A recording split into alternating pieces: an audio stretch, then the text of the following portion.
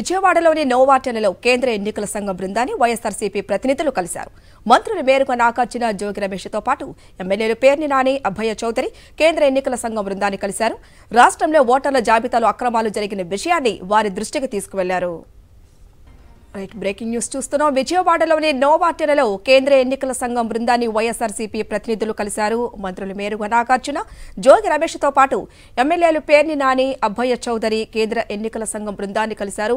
రాష్ట్రంలో ఓటర్ల జాబితాలో అక్రమాలు జరిగిన విషయాన్ని వారి దృష్టికి తీసుకువెళ్లారు. మరింత సమాచారం మా ప్రతినిధి వినాయక్ అందిస్తారు. వినాయక్,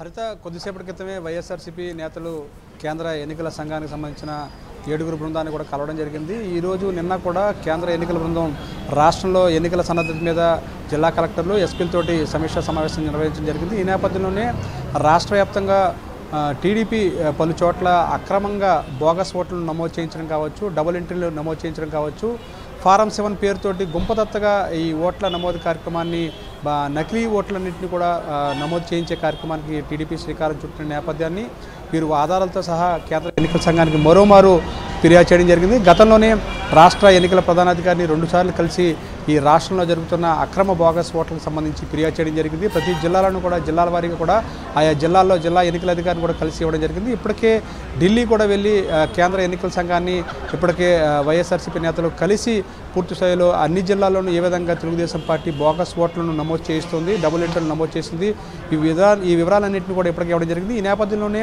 ఈరోజు 2 రోజుల పర్యటనకు కేంద్ర ఎన్నికల బృందం ఈ జిల్లా విజయవాడ వచ్చిన నేపథ్యంలో కొద్దిసేపటి క్రితమే వైఎస్ఆర్సీపీ నేతలు ఇక్కడ కలవడం జరిగింది. ఇందులో మంత్రులు జోగి రమేష్, అదేవిధంగా మేరుగు నాగార్జున, వీరితో పాటు ఎమ్మెల్యేలు పేర్ని నాని, కొట్టార అబ్బాయి చౌదరి, లేళ్ల అప్పిరెడ్డి ఎమ్మెల్సీ, ఈ 5 కూడా కలిసి డబుల్ ఎంట్రీ ఏ విధంగా చేస్తుంది, అదేవిధంగా తెలుగుదేశం పార్టీ లక్షలాది ఓట్లను ఫారం 7 పేరుతోటి బోగస్ ఓట్లను ఏ విధంగా చేర్పిస్తుంది పూర్తి స్థాయిలో వివరించడం జరిగింది. ఇప్పటికే ఒక 4 జిల్లాల్లో ఏ విధంగా అక్రమాలకు పాల్పడింది అనే దాని మీద ఇప్పటికే కింది స్థాయిలో అంటే క్షేత్రస్థాయిలో అధికారులు పరిశీలన చేసిన సందర్భంలో కొన్ని అక్రమ బోగస్ ఓట్లు బయటపడడం జరిగింది.